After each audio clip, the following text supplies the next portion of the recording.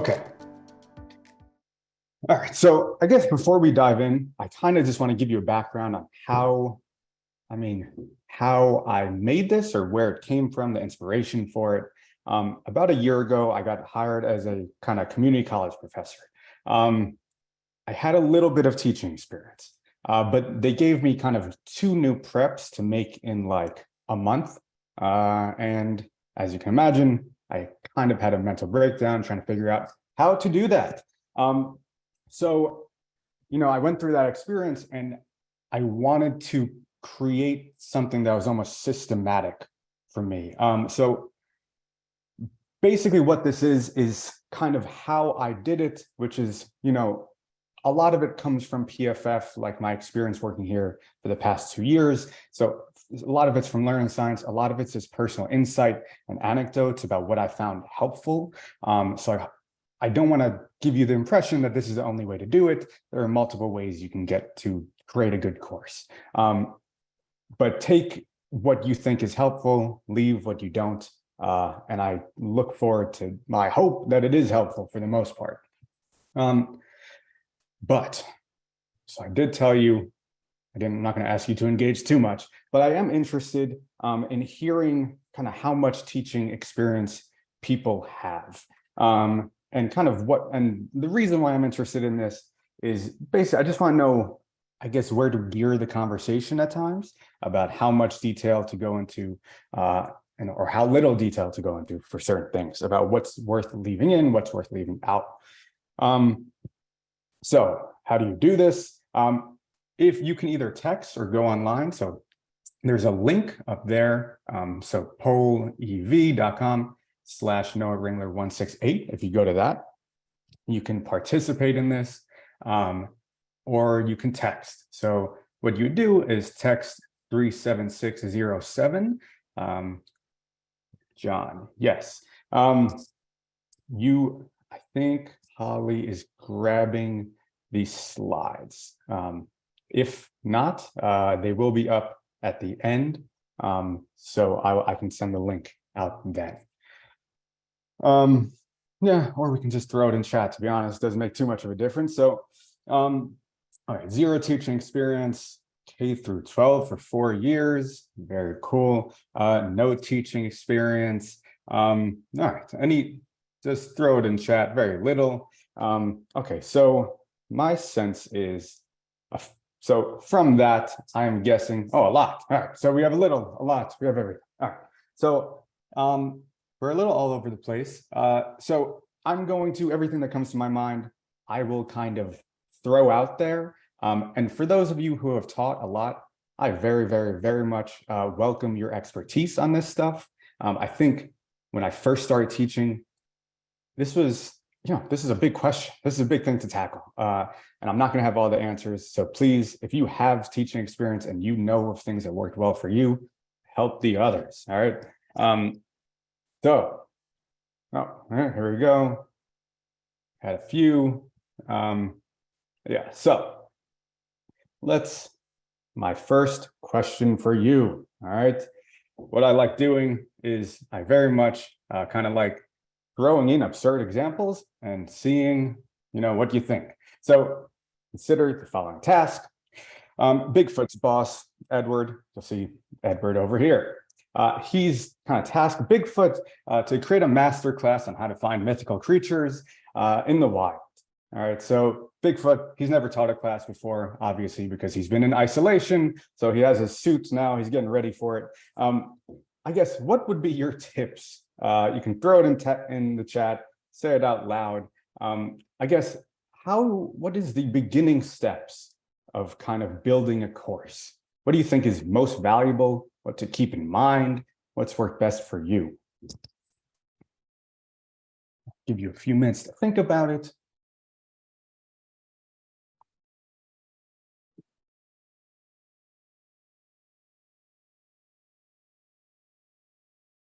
Okay, killing it.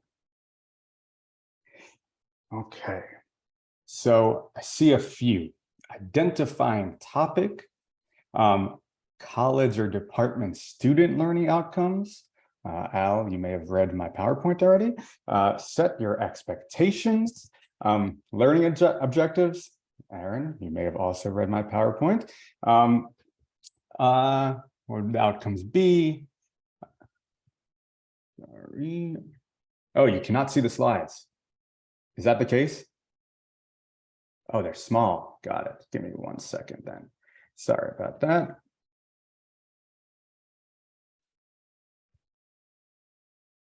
No. Let me get on regular view.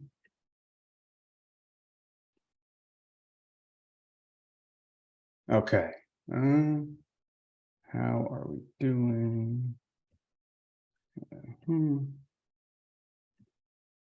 How are we doing now? Better? Okay, good. Okay, so in chat, I saw a lot of, how do you call this? Or do you have a theoretical framework? Okay, this is all, you guys are actually killing it. Yeah, so absolutely. I think where I'm going to start is very much with what you all said, with outcomes and what that looks like, and identifying who you are teaching to is really, really, really, really important. Yes, Sasquatch could talk to his colleagues. I don't know who his colleagues would be in the forest, but maybe at the master class he could. That'd be a good way to. Are there yet anything? Okay, so thank you for sharing. Yeah, so here is kind of how I am laying this out. Developing your student learning outcomes, and very much part of that is knowing who you are teaching. That should very much influence your student learning outcomes. So I'm going to talk about that.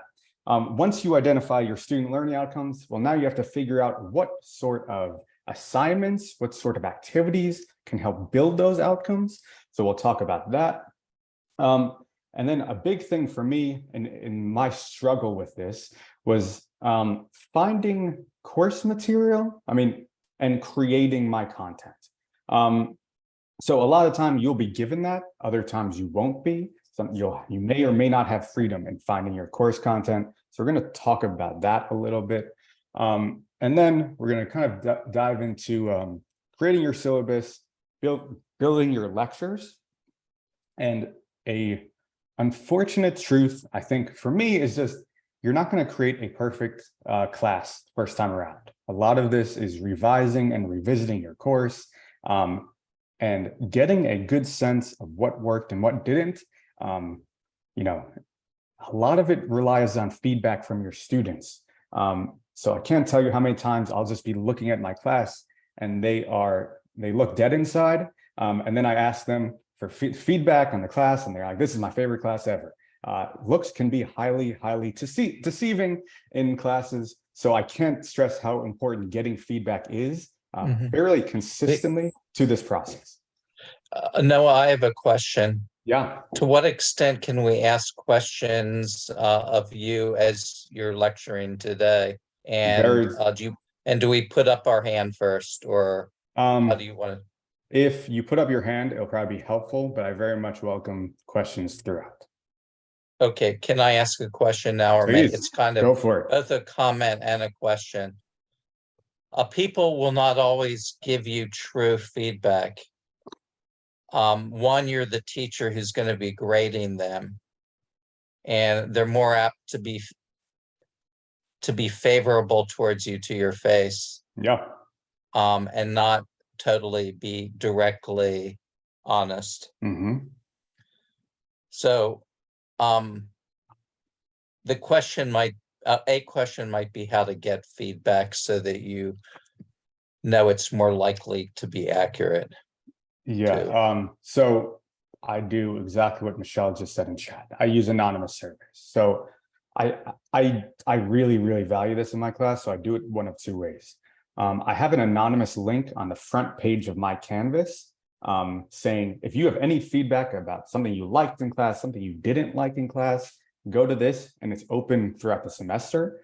I also do, as part of their grade, I have them do an anonymous survey, providing me mid-semester feedback. And when they complete it, they just type in a text box done, because I don't really know whether they finished or not. but I build in class time for them to do it. So it pretty much, people aren't really, getting over on me in this. People do the survey. So I think the anonymous aspect is really key. One thing I would highly suggest, though, I've had teachers do this actually at CGU where they'd ask for anonymous feedback, but then they talk about what they got and then they just, I don't know, they didn't really do anything about it. So I think it's really important to address that feedback in class as well. I think it just builds rapport and is super helpful. So to answer your question, the anonymous aspect of it is, I think, really, really important because there is a power dynamic there.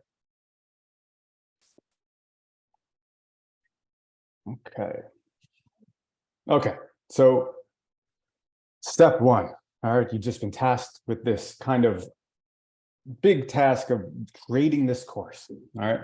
Now, I think the first thing you need to do is, this comes from something called backwards design, all right? And what this refers to is when we're building a course, the first thing you want to do is you want to figure out where you want to go. So it's no different from, hey, you're planning a trip. Well, you better plan out where you want to go first, and then we'll figure out how to get there after. So when we talk about student learning outcomes, what I'm referring to is these outcomes that you think students should know or be able to do by the end of the course, all right? The key here, and I think if you've ever had to make a course for a class, or you really want to get really, really specific and make sure that you can observe them. Think about, like, this is almost it's a scientific question. You want to make sure it's observable, and then you've either done it or you didn't.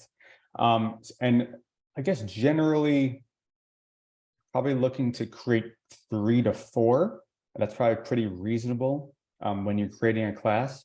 So you have to think high level here. Like, what are the 3 to 4 biggest things that you need students to show the ability that they've done? Now, of course, within this, there may be a lot of topics underneath a certain outcome, right? Because you're going over, I don't know, 15, 16 chapters, but you'll get an idea. I have some examples about what these may look like. So creating kind of, I think, a very helpful framework to help think about student learning outcomes is something called the SMARTER framework. And it's just, as you can see here, that's these guidelines about what a student learning outcome should be. So you'll see specific, simple, and singular. So that specificity is really important. Is it measurable? Is it meaningful? Is it realistic for your students to achieve that? Is it relevant to kind of the course, to the mission of the overall course? Within a semester, is it realistic that they complete that? Does it stretch all? Is it not too hard, not too easy? All right.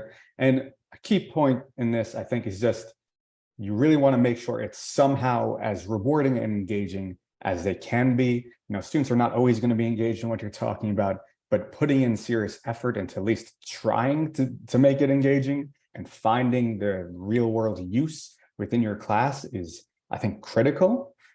And another way, for this sort of thing about creating your outcomes, those 3 to 4 outcomes that are going to guide your course creation, I just like to use frameworks that can help you kind of think about this. So another way to think about it, you've probably heard of Bloom's taxonomy, and basically what this is just, you'll see these big ideas here. All right. Now, why this framework is really helpful is it assists you in thinking about the different types of learning that could happen in your class. They're all valuable. You just, when you're creating these outcomes, you want it to be varied in its approach. So you want them to apply material. Hey, sometimes they have to remember material too. That's part of it.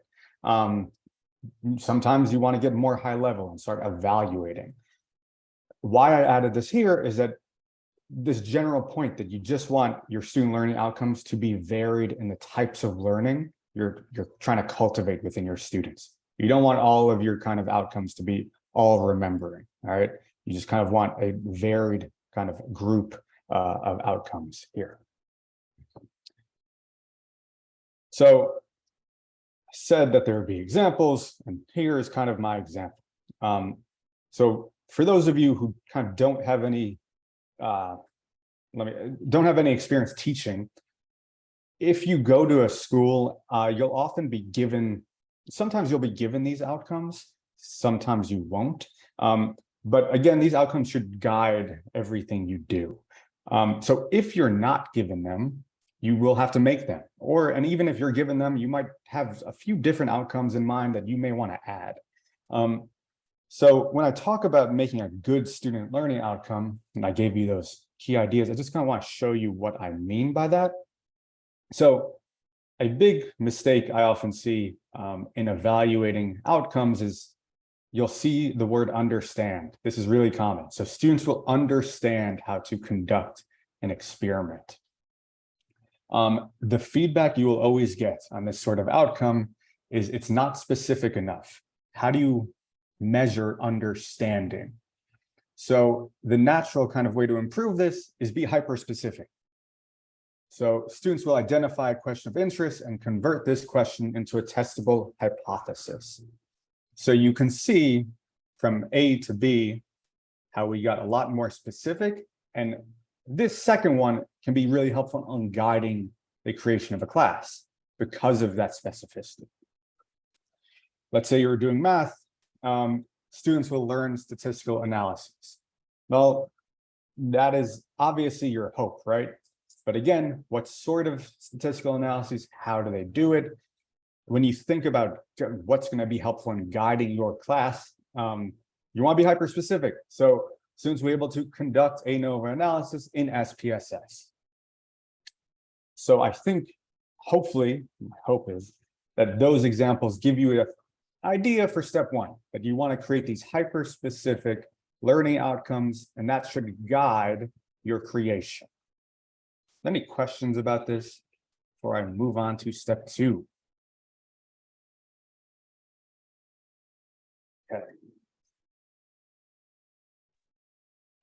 Just a question and a thought. Yeah. It seems like these student learning outcomes are really just basically what you want the students to learn, or the course material that you're creating, what is most important for them to learn from. Yeah. Now, just one comment, a student may have different learning outcomes from the teacher. Yeah. The student may just be taking this class to learn a few things, or just to get through his coursework at college, and he's not interested in mastering the material. No, that may be true. But you're talking about from a teacher and educational perspective, from an institutional perspective. Is that correct? Or you're... So yeah, I'm talking from institute. So these are necessary from your institution. But I'm not overly concerned in the institutional aspect necessarily, even though this is part of it. It's more, I think this is just a very helpful starting point for when you want to create a good class. It's just being hyper-specific about where you want to go. So it speeds up the process. So I think on a personal level, it's very helpful. But yes, it is absolutely like the first step to at an institutional level as well. Yeah. And if you haven't taught, it's very well might be the case that you're given these before you, so you may not have to worry about that.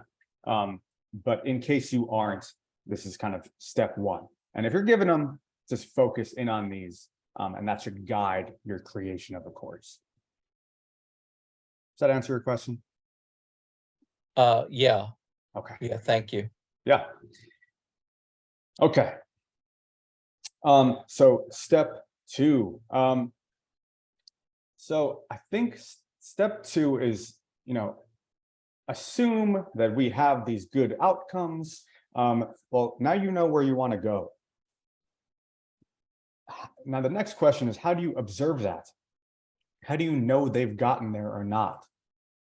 And this is where building your assignments and assessments comes in. So again, it may not feel intuitive. I guess when you think of creating a course, you think, all right, I have chapters 1 through 16. Let me read those chapters. I'm creating my outlines, and then I'll think about this stuff on the back end. Actually, I think the best way to do this is thinking about all of this on the front end.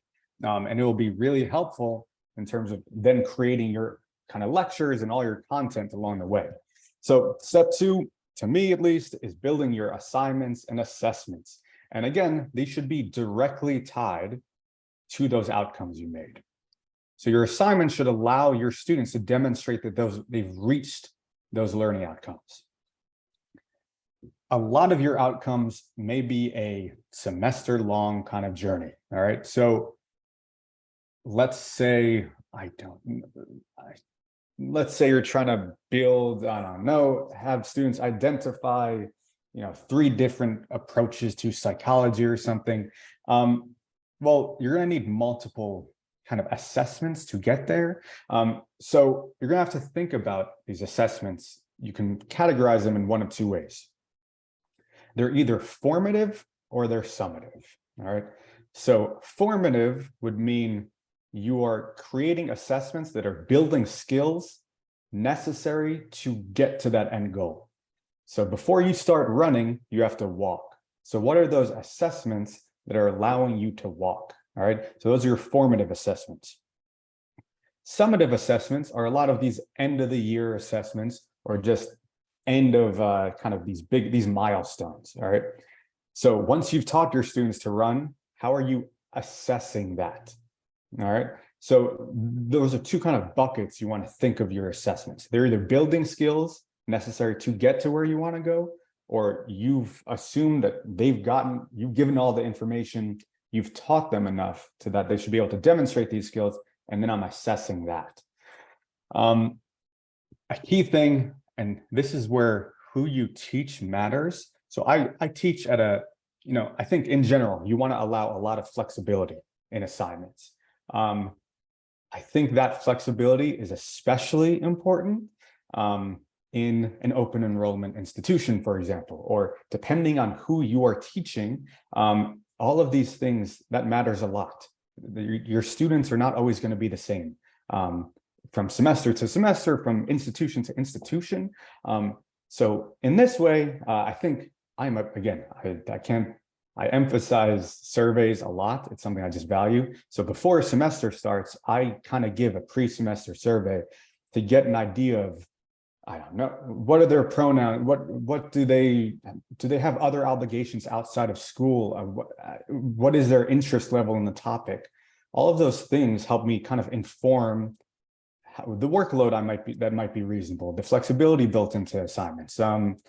My very ideas about what the assignment should latch onto. If there's a specific interest within the class, well, I want to tap into that. Next, also, so we talked about the Bloom's taxonomy. Do you ask your students to utilize their knowledge in a variety of ways? So it's not just remembering, it's also, analyzing, it's evaluating. And a really kind of helpful tool that PFF has that I definitely use myself is this constructive alignment tool. And you will see it here. So you'll see you have this kind of formative and summative assessment on the left. So you would write down, and this will be available through the slides, but you would kind of write down all of your assessment strategies on the left. And then you'll see your kind of learning outcomes here. And you just see which one latches on to which. And ideally, your assessment strategy should latch on to at least 2 SLOs for the most part. Sometimes it may just be 1, but you're hoping that however you plan to assess is going to hit on at least 2 more times than not. And I think there's a variety of different ways to create a well done assessment strategy. But the main thing is I think you just want to make sure it is latched on to those student learning outcomes. Yes. Holly, do you mind grabbing the this and putting it in chat when you can? Thank you. Sorry, I should have done that before. Okay. So course materials. All right, so you have your plan. So step one, step two, what that is doing, it is setting you up with a kind of solid, this is where I want to go, this is how I'm going to do it. Now you have to find the details. All right. I want to emphasize this may not always, depending where you teach, you may have freedom in the textbook and the materials, or you may not.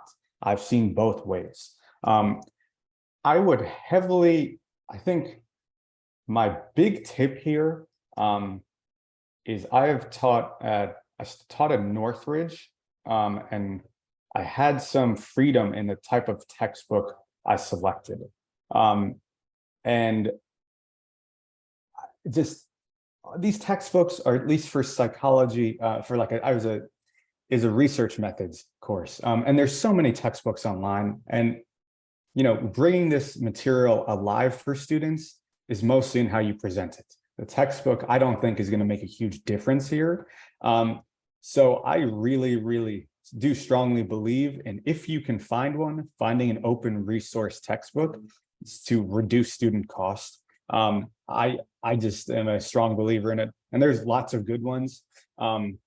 So I have put links in the PowerPoint for lots of different places where you could find a ton of open resource textbooks, and the ones I've seen are honestly, they're really good. So I don't think you're getting less quality more times than not, and you're saving students a lot of money. Half the time, students probably won't even read it, and they're struggling with money anyway. So if you can make that if you can make an easier class for students, why not?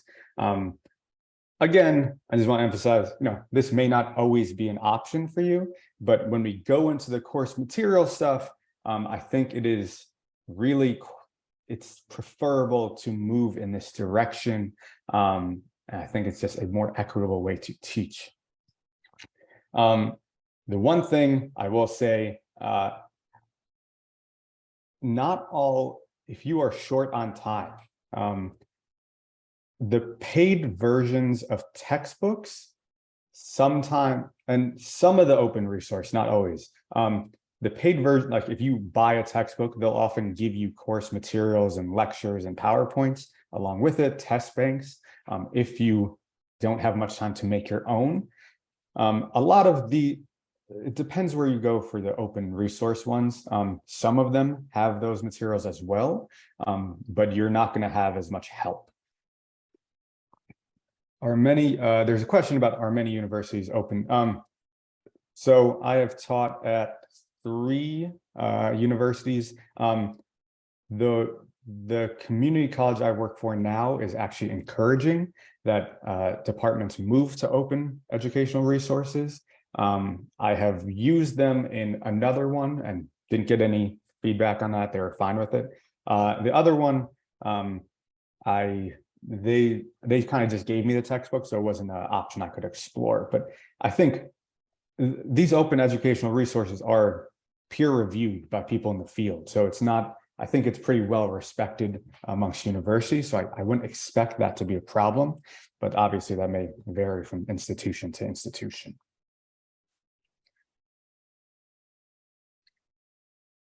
Okay. So going to step 4, all right.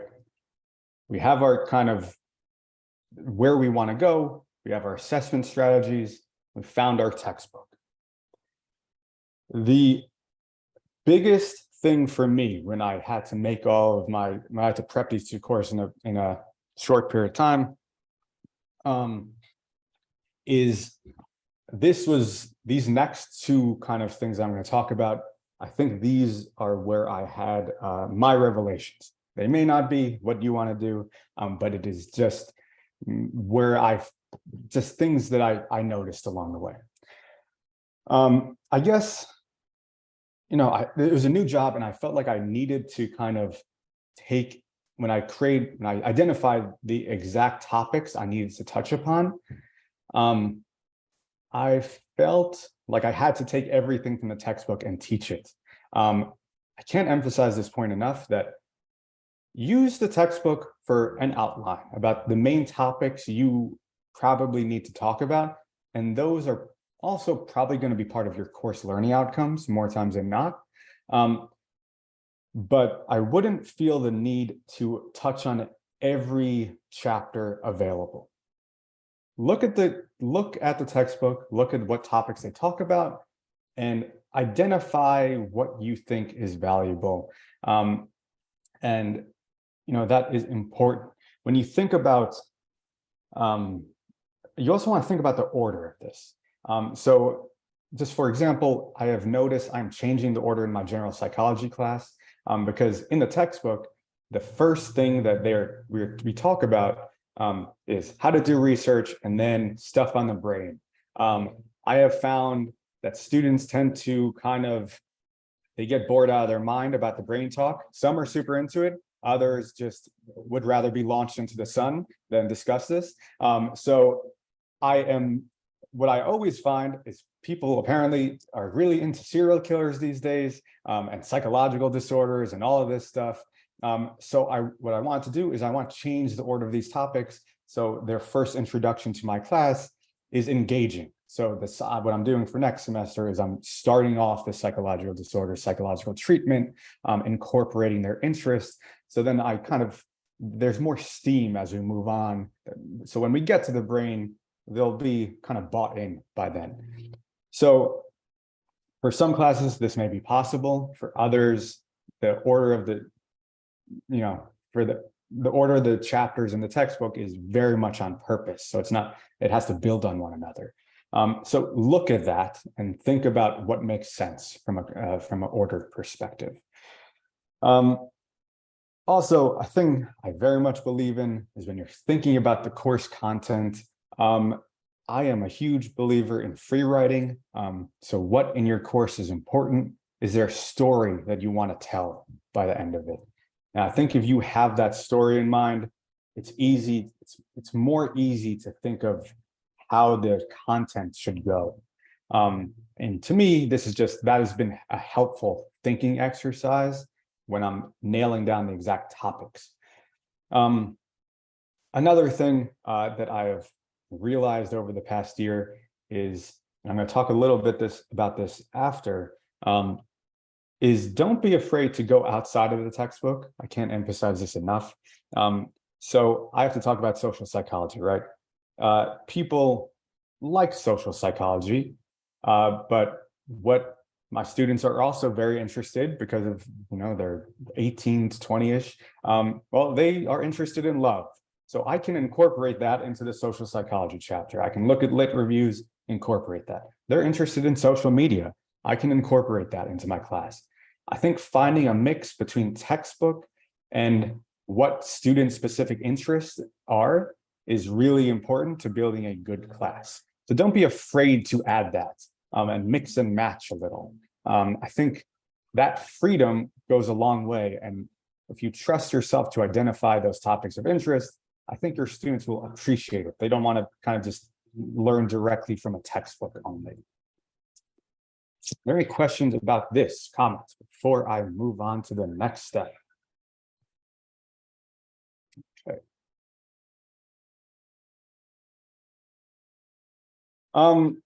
So now you have, we identified the course learning outcomes, assessment strategies. You identified the textbook. We identified the topics we want to talk about. Well, now you have to create your syllabus. All right. We have a lot more deep, again, this is like a 30,000-foot view of how to kind of create a course. We have a lot more specific details regarding this in terms of syllabus creation. A few things that I think are very important. Your tone in a syllabus makes a big difference. First impressions make a big difference. And the first thing your students are reading, of course, it's not just you're speaking to your students as well, right? So the tone in which you speak to them matters a lot, but also the tone of your writing matters a lot with your syllabus. So you want to make sure it's not, there's some syllabi you read that have they almost have an obedience feel to them. I think you really want to avoid that. You want to create a syllabus that is kind of co-creating with the student, very inviting. It makes it clear that you're willing to work with them. And I think it sounds little, but it goes a long way. Of course, this is supplemented by your attitude towards your students, right, throughout the semester. It's not the only thing, but I think creating an inviting syllabus is really, really critical. Students, they are, driven by grades. That's just the nature of the structure we're in, right?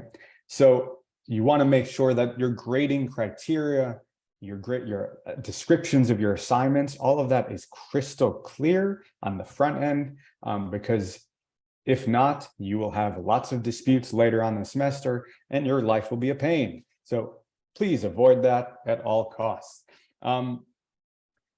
It is better when you have that course schedule in it. Is it detailed? Is it organized? Is it easy to read? Once again, this is just going to save you a lot of time and a lot of going back and forth with students regarding what to expect in the semester. I think just making sure these details, everything is clear, it's inviting.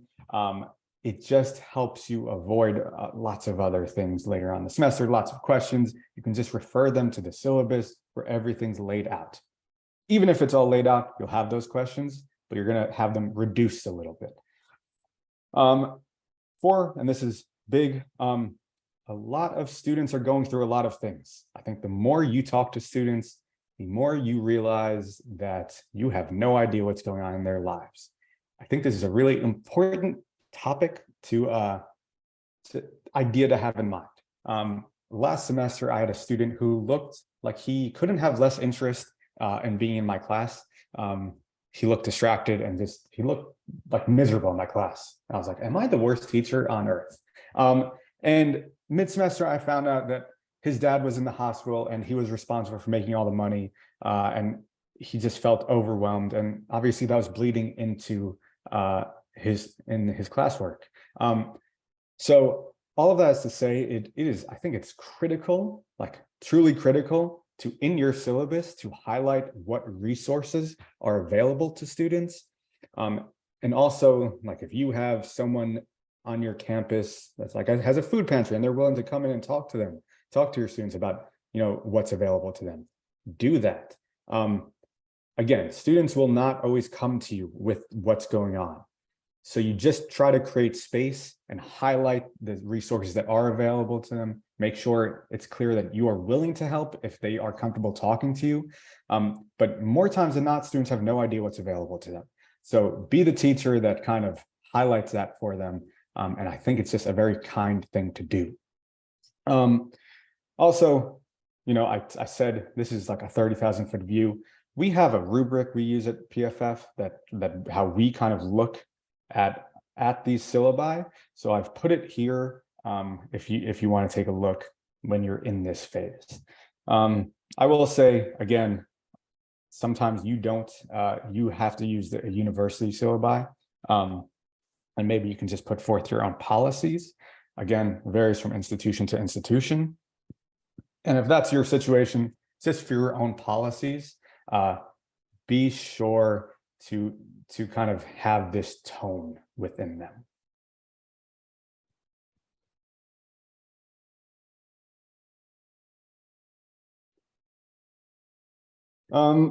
So I just want to take a moment and see a big challenge for me is building lectures and activities. So is there a process that some of you use for this? Or do you not struggle with it? How does this work for people? And again, if you feel like sharing, do. If you don't, that's okay as well.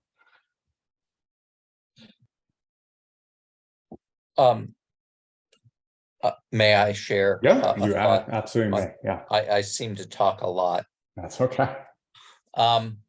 So hopefully you're choosing, first of all, course material, like a text that actually is a good text for the topic that you're doing.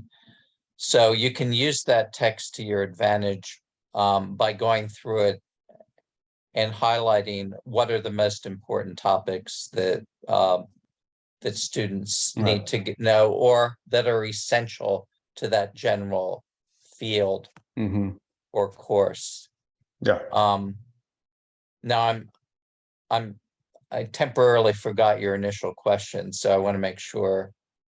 Just building your lectures. How do you do it? What do you So focus on? therefore, your lectures want to be, I would say, built around the most essential material that you identify from both the text and your design of the course itself. Yeah, beautifully said. Yeah. Anyone else want to share their process? Again, no pressure.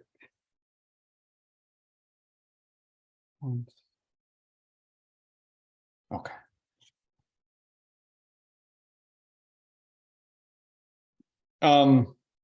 So I talked about these next few slides. This is where I struggled the most. And I think why I struggled with this is I was really just trying to take the textbook and reflect it in PowerPoint. And it just made me not super engaged with my own material, which if I'm not super engaged with my own material, students are not going to be engaged with it either.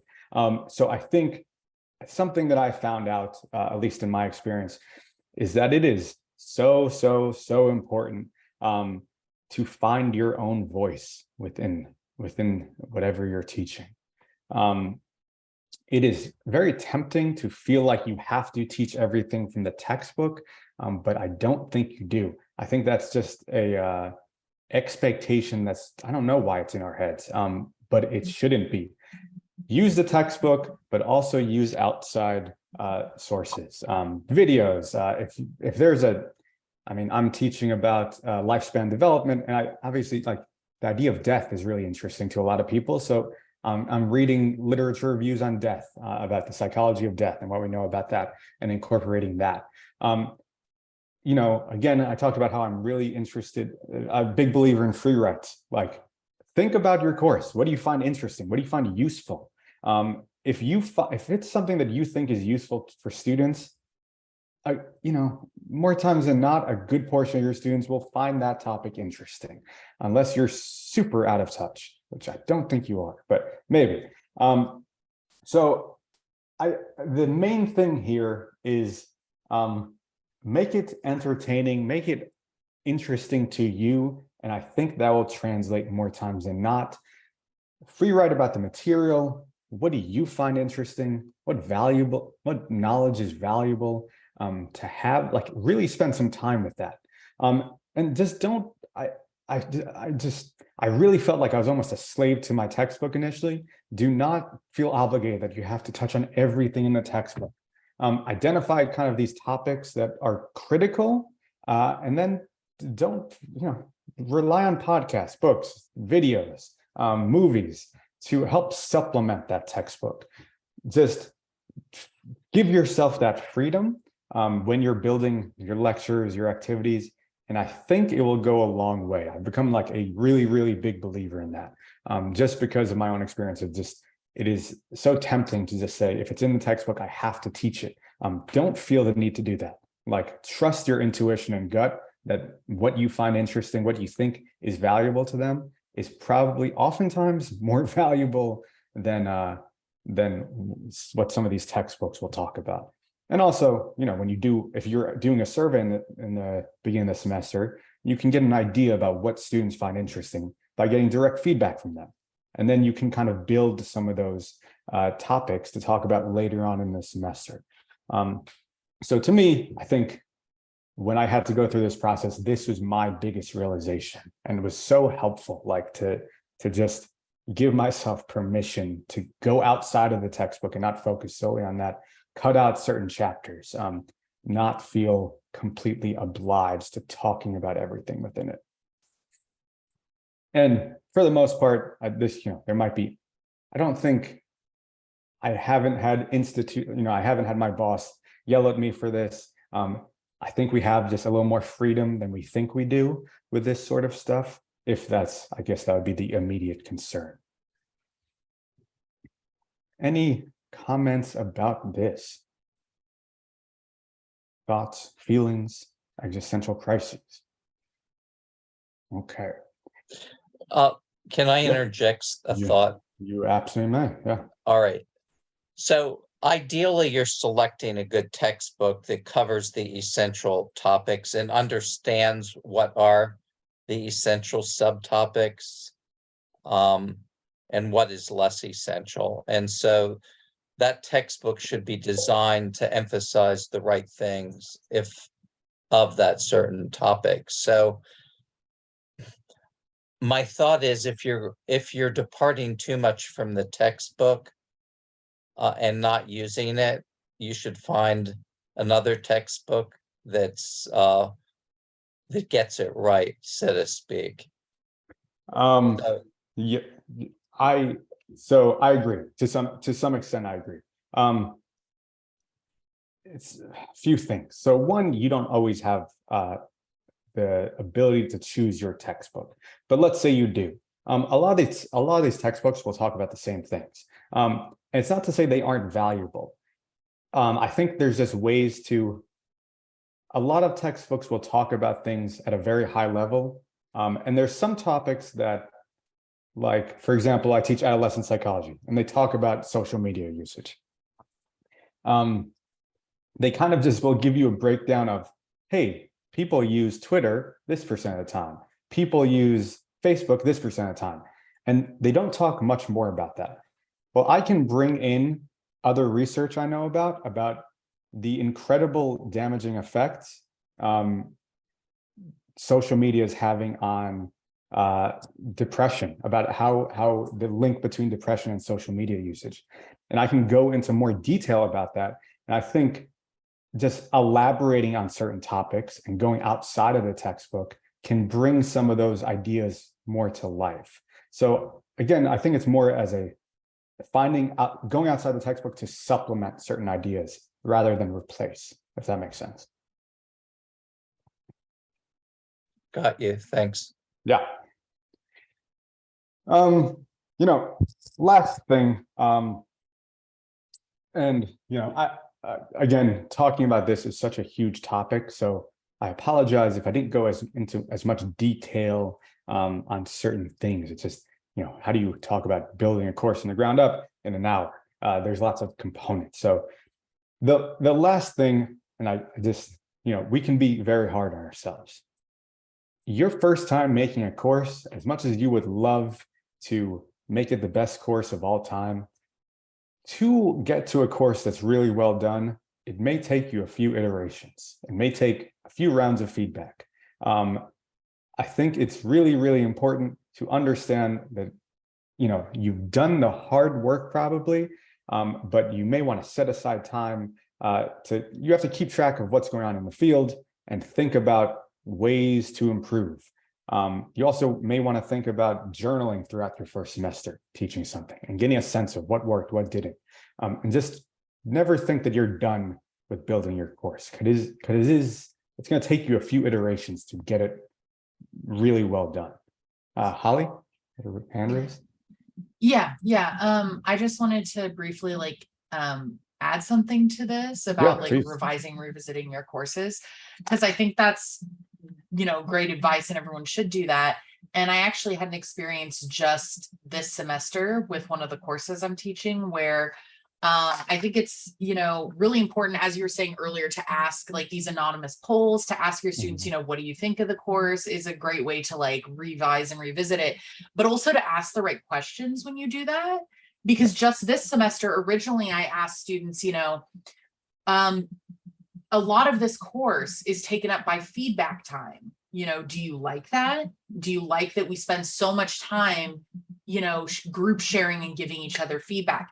And they said yes, but I was still getting the sense that something was a little off. So I had an anonymous poll where I was more specific, and I broke down the questions as, do you like that there's feedback time? Is there anything missing? And what I ended up getting, and then I had like a section where they could write anything, you know, and what I was getting is that, oh yes, I like that there's feedback. However, I still want there to be feedback is what a lot of the students said. However, I wish there was more time for XYZ as well.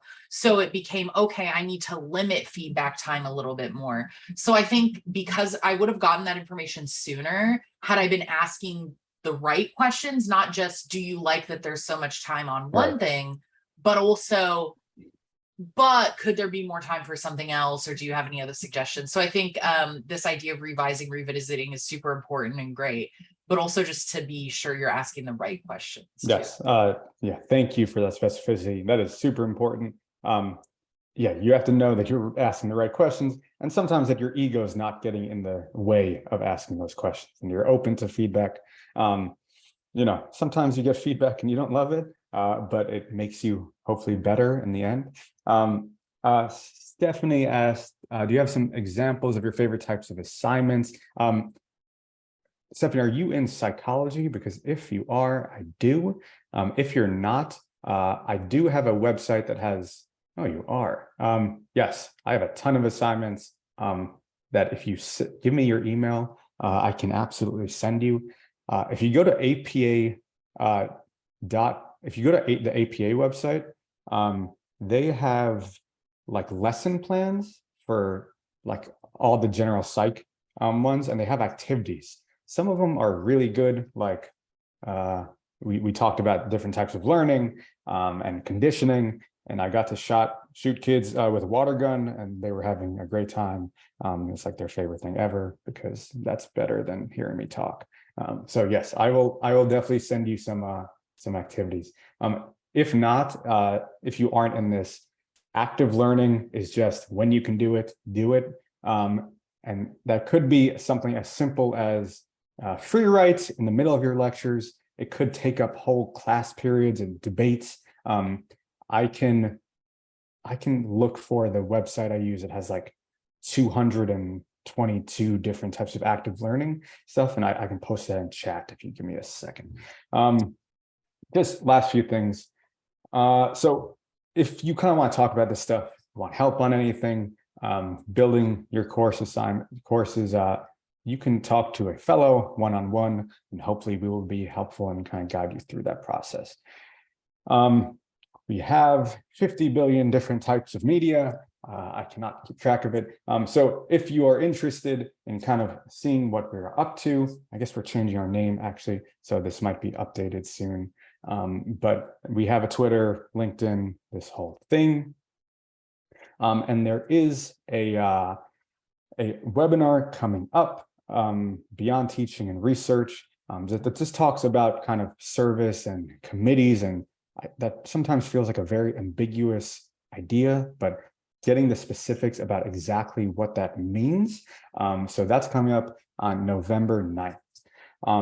I am going to quickly launch a poll to see how it went for you. Hopefully this didn't ruin your life. It's hopefully somewhat helpful. And I am going to stop sharing, and I'm going to look for that active learning website I had. So give me a second to find that.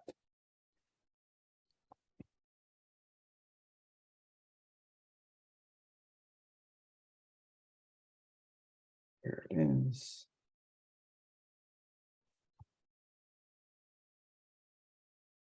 Okay.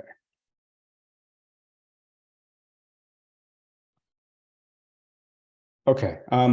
I just posted a link to, this has like 220 something active learning techniques. When you can, it is tempting to lecture. I know I can end up doing that too much.